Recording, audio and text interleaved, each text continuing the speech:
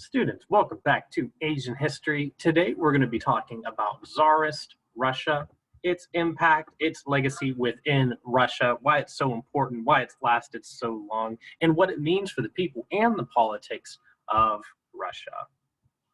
So please get to the assignment called Czarist Russia 1547 to 1917.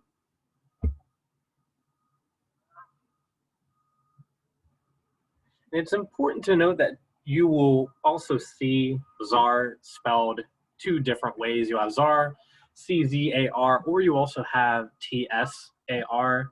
And this is funny, this just made me think of it, but if you also think, if you guys are like Pokemon fans or anything, there's this Pokemon, right? Tsarina. It's actually based off of this concept, like the wife of the Tsar, like queenly majesty and all that. So a weird way to remember the queen's wife or the queen, or the Tsar's wife is the Tsarina, also similar to that of the Pokemon. And I think that's just funny that they use that as an inspiration for this idea. But a Tsar is similar to the king of Russia and a monarchy, if you want to consider an autocrat. All of these terms are applicable whenever you live in a Czarist society. So step one, we want to analyze and discuss this definition and this image. One moment.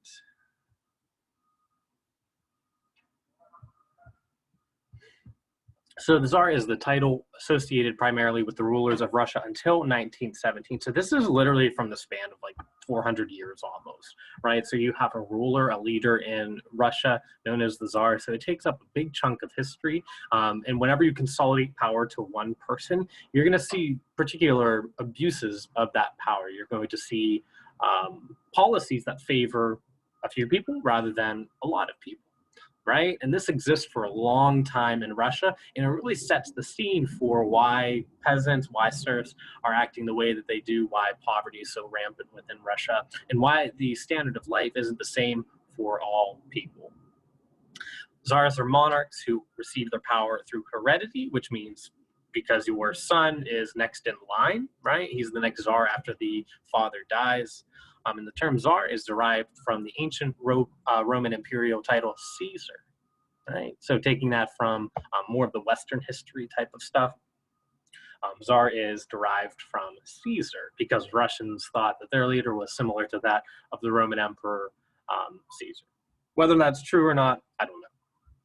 So for this image, we have the Russian Tsars from 1645 to 1917.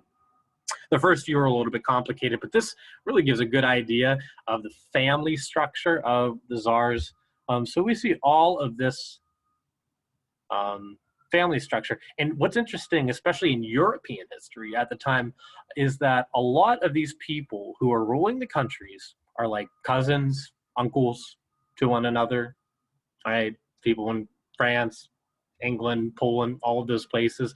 Usually they're pretty closely related to the ruling families here. So you have like these weird connections between certain members of the country, especially in like the 19th century or so, where the Tsars are related to the rulers here and there. And it just creates this weird conflict of interest between the people in those countries, right? Because you're really seeing the influence of the family structure on entire countries' policies towards one another.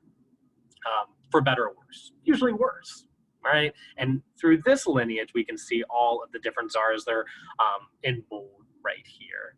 And we're not going to cover all of them because that would take way too long, but we're going to get a good sense of what their positions of power mean and highlight a few of the more important ones.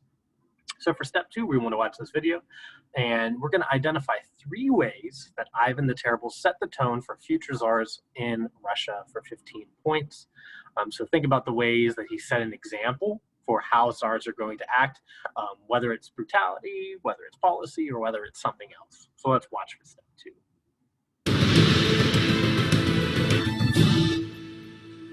He was born in 1530. At the age of 3, upon the death of his father, he was proclaimed the Grand Prince of Moscow. For the next 5 years, his mother acted as regent, but she died, likely by poison.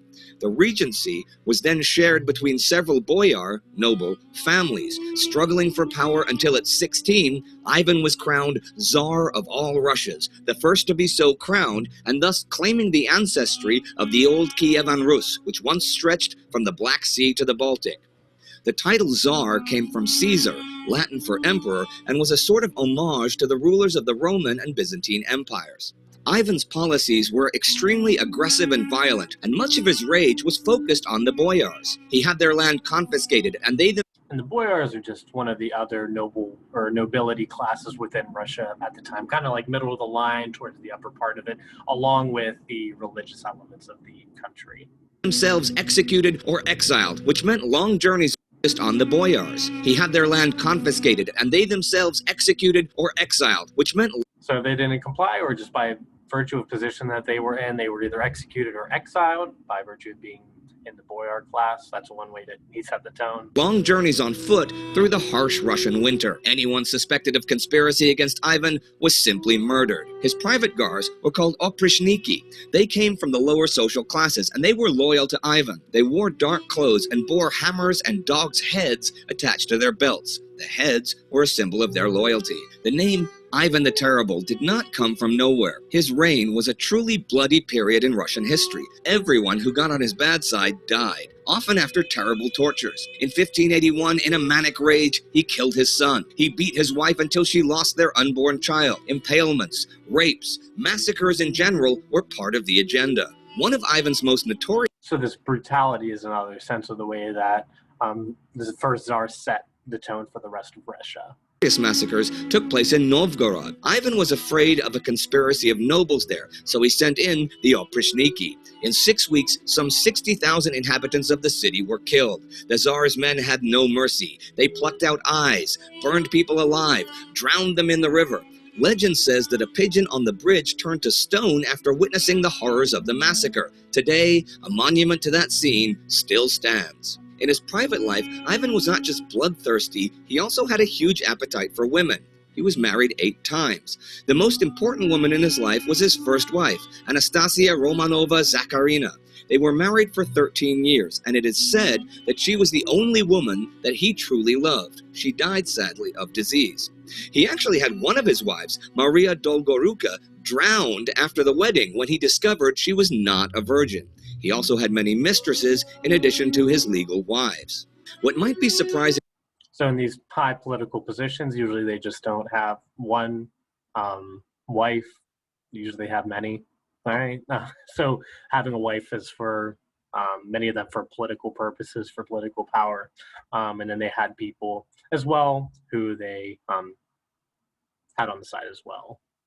About Ivan was his deep religious faith. After killing his son, Ivan sent out gifts to many Orthodox churches as an apology for his sins. He even wrote a liturgical hymn and was heavily involved in the Christianization of Russia, and forced those in conquered territory to convert to the Orthodox Church. Ivan the Terrible died in 1584 while playing chess. Many speculate that he was poisoned. He wasn't just known as the Terrible, though. In Poland, he was known as the Cowardly, for during war between Poland and Russia, he avoided fighting in open spaces and even refused a duel against enemy leader Stefan Batory. But whoever he was responsible for the massive expansion of territory that turned Russia into the great bear that it remained for centuries of Romanov imperial rule. Okay, so some good examples there of 3 ways, or at least 3 ways, that Ivan the Terrible set the tone for future czars in Russia. Next thing you want to do for step 3 is I want you to skim through these sources and select one of the following czars that you'd like to look further into. And you've probably heard some of these names before, right? Like Ivan the Terrible, Peter the Great, Elizabeth of Russia, Catherine the Great. You might have heard some of these names before, either on your own, in popular culture, maybe even Mr. Satnar's class. I want you to select one of them that you think would be a good candidate for writing the poem about. And for step 4, I want you to create a poem based on your czar of choice from step 3. And your poem must be at least 3 stanzas in length. So that's kind of like 3 sets of 5 or so lines. It should rhyme either AABB or ABAB. Include at least 3 details about what your czar did as the leader, include at least three details about what Russia was like under your czar, and then include how your czar came to power and how they died. And here's a good example. I did this last year as well too. Here's an example of a student last year, and this is about Nicholas II. In 1894, the new czar was crowned, brought forth from his father's death. The new czar, Nicholas, was young and uninclined to rule. He wanted a simple life. He wanted an unchanging world. However, the world was changing. Metallic friction between the people and the czar. A spark would fly. It'd only make the country smolder. The people were waiting to ignite. The shot heard around the world, it would fire into the smoldering people. The flames would ignite. The Crimson Sea would ensue, and the Tsar Crimson to by cauterization.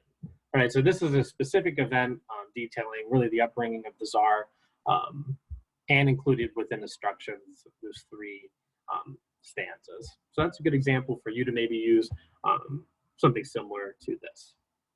And what you're ultimately submitting is your responses to steps 2 through 4. And that'll be it. I hope that was helpful. If you have any questions about this lesson, please feel free to reach out to me. This is a Russia scene in the background too, a Russian landscape, just for the class itself. So otherwise, have a great day.